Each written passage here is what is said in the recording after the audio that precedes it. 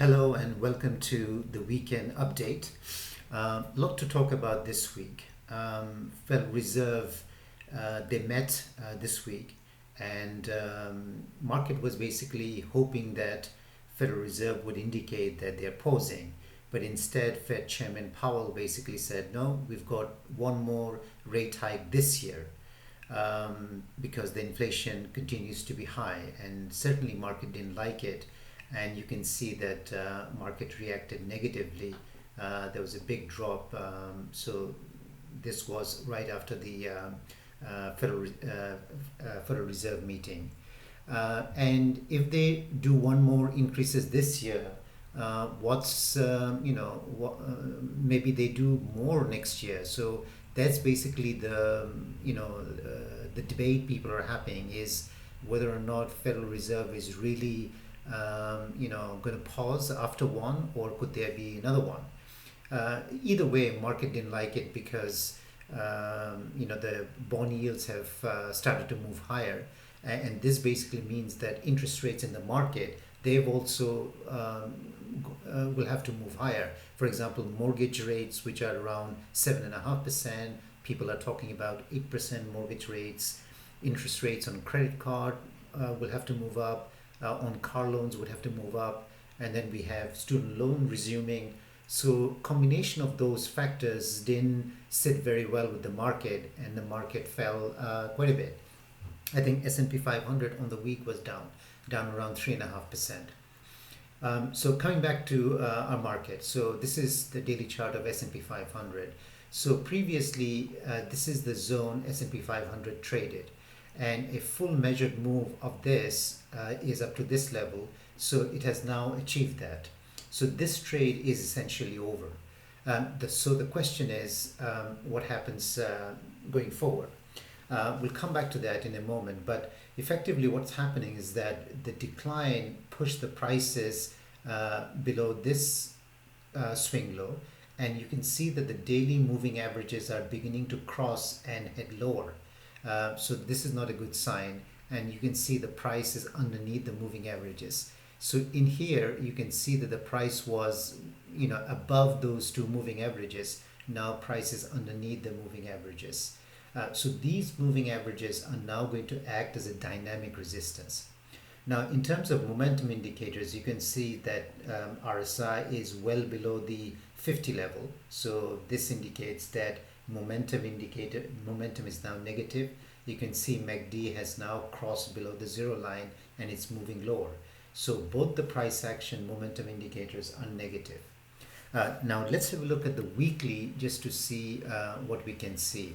So here's the weekly chart, and on a weekly basis, what you're seeing is that since bottoming in October of last year, it made a series of higher high, from here to here, higher high. This is a higher high, and you can see higher high along the way. But now what we have is, since reaching a high of this level, it has now established a lower high because it has now closed below this swing low. So we now have a lower high. So this sequence of higher high is now being negated. So this is definitely negative. On the RSI side, it closed just below 50. So RSI closed at 49.58. So we'll just see this is a very marginal close below 50. MACD still remains above the zero line, but you can see that it started to move lower. So on a weekly basis, I would say that the price action and momentum, which were positive, they've now started to move into a neutral territory. Now this is a marginal close. Now if it does that, then obviously it changes. But I would say that the weekly picture, price action and momentum indicators are now no longer positive. I wouldn't say they are negative at this point. Let's just call it a neutral. If I bring in the moving averages, you can see that on S&P 500, it is now underneath the weekly 20 right here. So weekly 20 was around 43.70. but remains above the weekly 50. Now, if you look to the left, you'll see that during the recovery from the COVID lows, S&P 500 never touched the weekly 50. It did close once underneath the weekly 20, but it never touched the weekly 20. But if you look previously before that, you'll see that it did touch it can touch the weekly 20. You can see touch, and then you can see in 2018, it touched the weekly 50.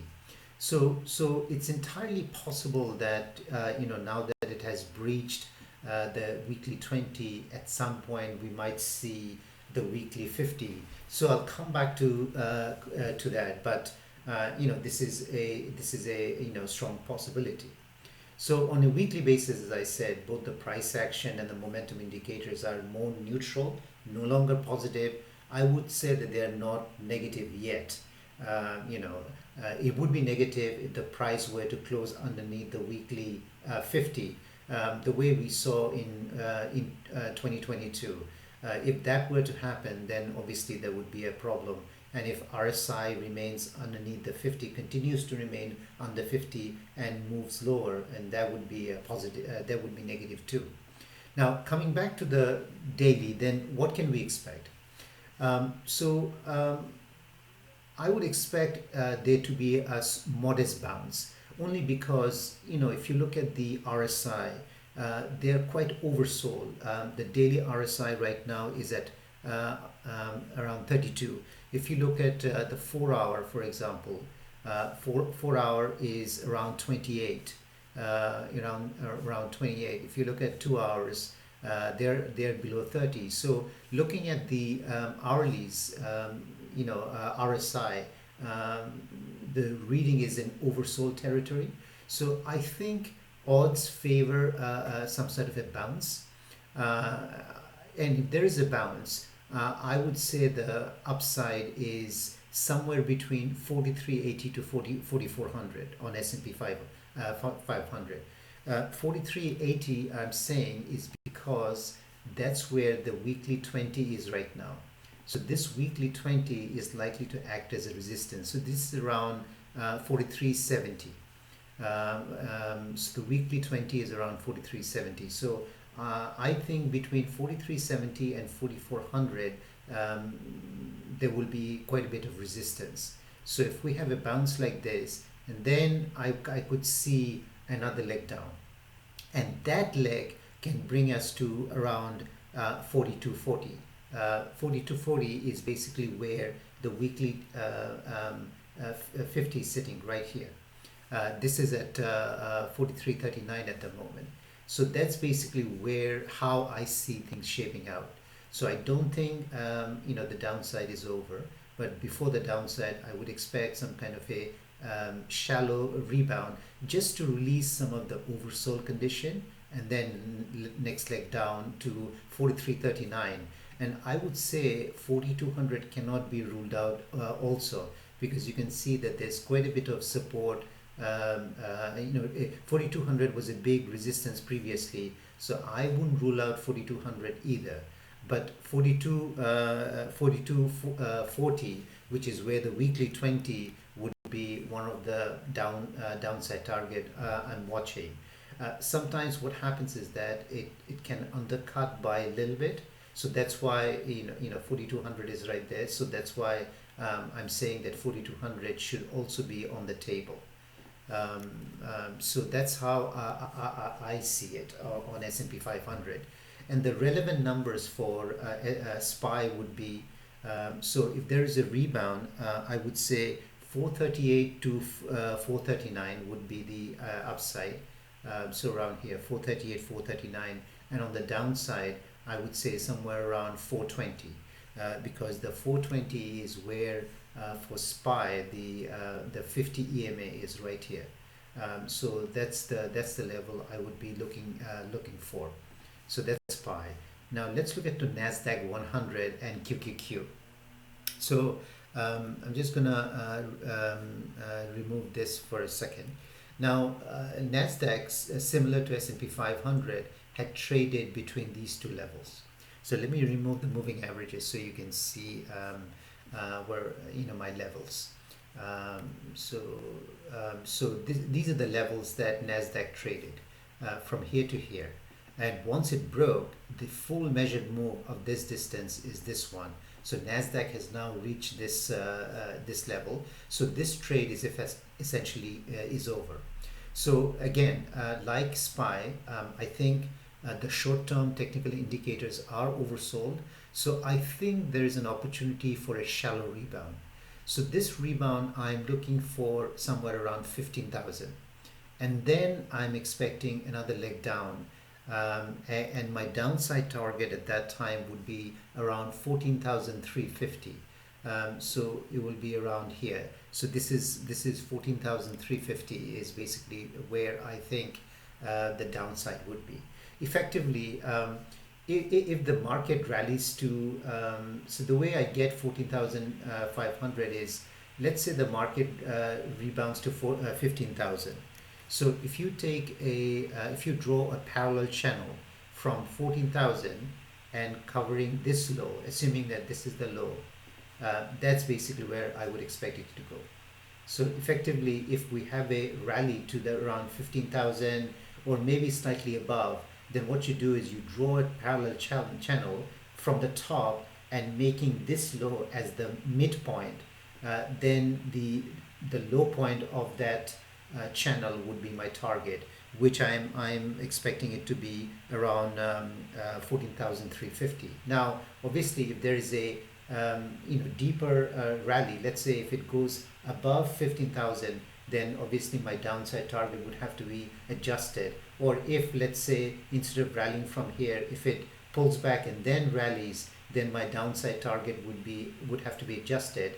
But at the moment, I'm basically based on my expectation that we rally from here to 15,000 and then we fall. Then this is basically where I would I would expect.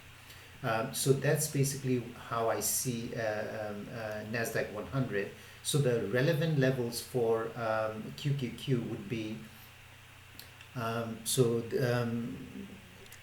would expect to rally to around 366. So from here to around 366 and then fall to around 349, which is up to this level. So that's how I see, because what's going to happen is that if you bring in the moving averages, these moving averages are now beginning to move lower, so they're going to act as a resistance. So any rebound is going to have problem at these levels. So you either look at the moving averages on a daily basis, or you look at it using either a 4-hour or 2-hour. You can see the 4-hour moving averages are moving lower, or 2-hour, because you can see on a 2-hour basis,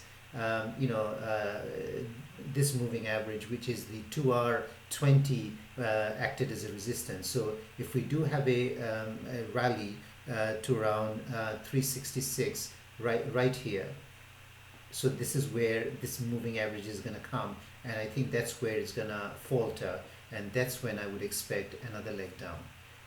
So overall, I would say that the correction is not over.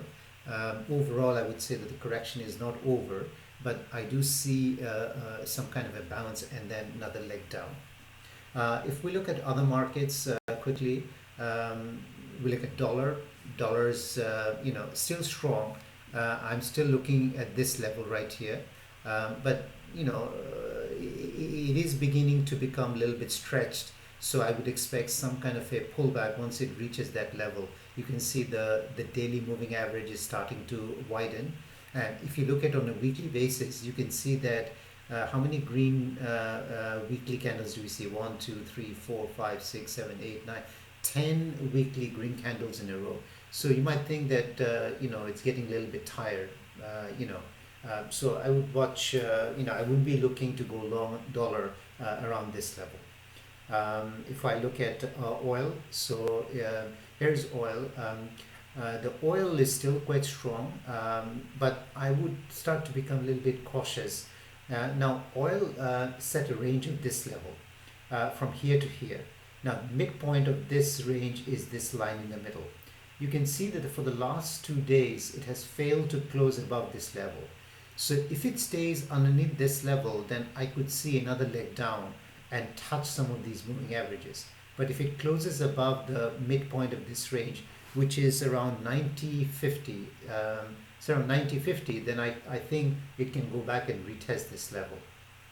But if it does that, look to see whether or not there is a negative divergence, meaning um, this was the previous RSI. If I see RSI doesn't, I don't think it's going to go up to this level. If I see RSI doesn't confirm equal high, then I would be careful with dollar, with gold, with oil.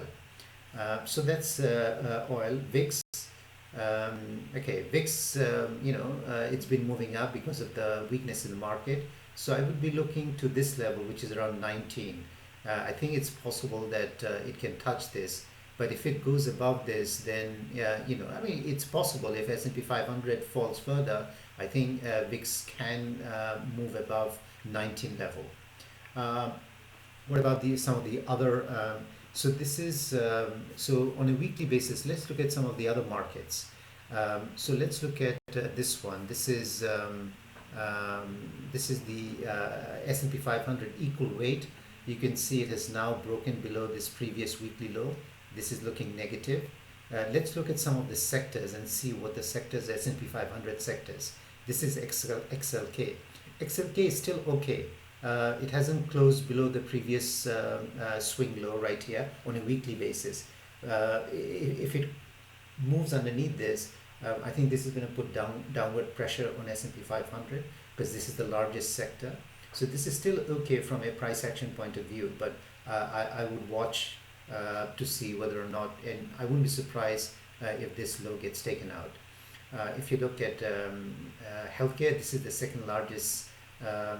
This is the weekly chart. You can see that it has fallen below this previous swing low.